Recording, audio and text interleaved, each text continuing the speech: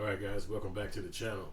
It looked like I ran across a little video where you got the main character of The Running Man and you got the director, Edgar Wright, actually talking about the making of the movie. And I really want to hear that. Again, as I told you from my video that you could probably see at the end of this video, Edgar Wright has been filmmaking for a lot of years, and he's made some movies that's really good, fun, and laughing. He's got a lot of creativity in his game as a director. And he talks about what got him connected to the movie The Running Man, which is a movie that came out in 1987 when I was like 12 years old, and I loved it. It was a fucking amazing movie, and it came on TV a lot of times as I grew up, and I watched it 100 times, and it was just a good movie, and I would have fun watching it, and you know, every time it came on TV, and damn, so now they remade it all these years into the future, so we're gonna see what the hell Edgar Wright got to say about it. So let's get to the video. Edgar's been one of my favorite filmmakers for so many years. I read the book when I was 14, but it really stayed with me. Edgar's put so much thought into every single frame of this movie, and so getting to live inside of this world was just incredibly special.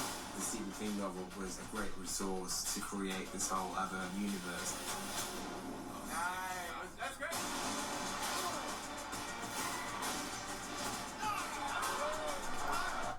And you can see right away that they put a lot more action into this one. Now, the original was crazy action-packed, but it was kind of secluded to just a building, or like, you know, a big warehouse building or something like that, but it was more like that. It wasn't like he was necessarily riding down the sidewalk or running down the sidewalk or on the street in the original movie.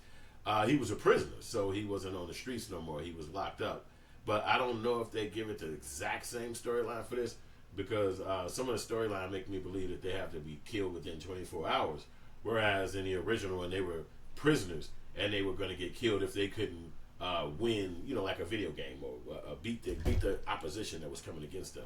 So it was good, the original one with Arnold Schwarzenegger. He did a good job in it. So let's get, and obviously a video game came from it, and at that time, and a dance came from it that's still around to this day, The Running Man. Shit, I got it. I can't even say it without trying to do it. You won't be able to see me do it too well, but it's something like some shit like that. I forgot it exactly, but you know, it was a big ass dance and shit when we was kids. Motherfuckers be like, "Man, you got to do the Running Man." It was big, and it lasted for a lot of years. You might even see people still doing that today. But all right, let's get to the story of it right now.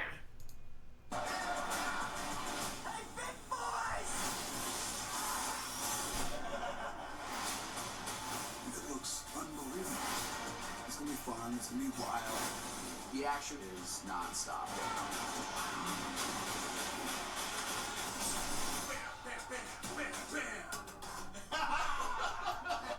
That's just the behind the scenes, so you know they really did a lot of work with creating the visuals that need to be in it. So it's gonna be interesting for me to see the exact movie when it come out in a few months. November 14th. So you're really talking about 10 days from now, and this movie is going to drop, and it's going to be a hit. It's going to be a dope killer. I'm glad to see the movie. I'm glad to see that Edgar Wright is doing his thing as a creative, you know, because he was doing movies, the cop movie and shit. Let me look at some of his IMDb, because I can't remember the titles of his movies, but I remember a lot of them. Sometimes I just don't remember the titles. They from Europe over there, man. So I don't remember all the titles of his stories, you know, being American and shit, but I watch his stuff, you know what I'm saying? I definitely do. So what they trying to claim, I just want to see if they show us any of his titles real quick. Shaun of the Dead, that's the one. I can't remember the name of it. He did that Baby Driver, you know what I'm saying? I didn't watch The World Ends. I didn't watch Last Night in Soho. I don't remember watching that. I could have, but I just don't remember. And so, okay, and here goes his whole little life story. This is the director, though. You know what I'm saying? Edgar Wright, you know what I'm saying? Somebody who I'm familiar with and a fan of. 1974, so he's just 1 year younger than me. You know what I'm saying? And directed zombie and zombie comedies, Shaun of the Dead. And that was a good, but he did another one too, the cop one. I can't remember the cop one. That was a really good one to me. I really like that one, but okay, I can't find it right now, but he did the cop one too. I don't see the name of it, but the boy is good, and so that's what make me want to watch his work, because I'm like, I know the guy doing his job. I know he's working when he do these movies and shit like that. But if you see his work, we all gonna chip. Like he got a BAFTA award too at one point. 21 wins, 50 nominations. So this is what it is, you know, when you got one of the great directors producing something and making a movie, it might be interesting to go check it out because he's one of the good ones. He does a good job handling the story and handling the movie. You know what I'm saying? Let's see the original trailer of it, if we can see the original. Ben Richards, 35, married, one. They giving us hold up. They giving us a mixture of both trailers. Ben Richards, 35, married, one child, in medical crisis, but there's still a way out for you. It's the biggest show in the country. So you can see it's got the same theme with the game show. I forgot that guy's name at the bottom, but he was real big. I think he was on The Price is Right or something. No, what was that one where they kiss everybody? The Family Feud, I think that's what it's called. Yeah, that's the one he was on. The guy on the bottom screen. So when I was a kid, he was a major celebrity. So it was basically like they took him from TV and put him in this movie. Now, when you fast forward and you got the guy at the top, he's an actual actor.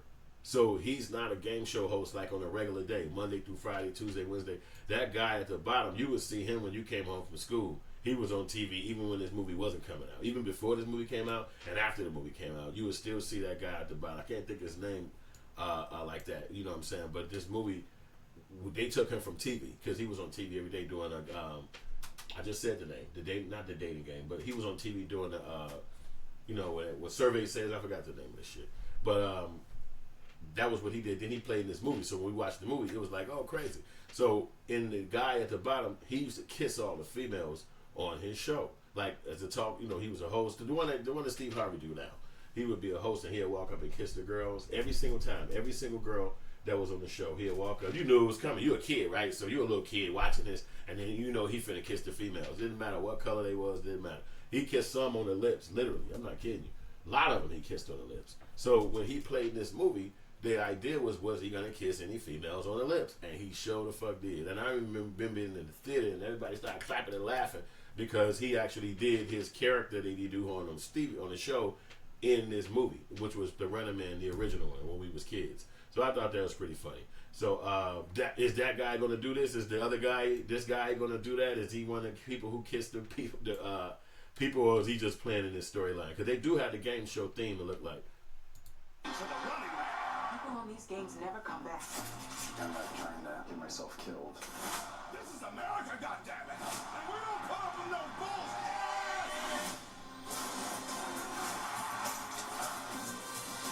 So it might be the same thing where the guys got arrested and then now they going to run for their life. That's what I'm assuming. It looks like that. It looks like it's like the same way. And then they don't have the same scenes from the original as they have in this particular movie because that's why you don't see the other one down there. I'm still here. But this one has a lot of comedy appeal in it. The original one wasn't that funny. It was comedy relief in it, but it wasn't funny. But it looked like this main character here, he does a lot of comedy to make the movie kind of, you know, play over or blow, because they want to sell this to the younger generation like they did with us. Again, a dance came from it. This is TikTok era. So if they pull off another dance from this movie, this movie could fuck around and go down in the ethos of history, because it's already something that everybody from my era know about. We watched it 100,000 times. A lot of us gonna watch it initially anyway, because just how big Running Man was. Running Man was big as fuck. You know what I'm saying, as far as a movie go. And it's not disrespected. Like, nobody disses it. Nobody was like, man, I hate Running Man.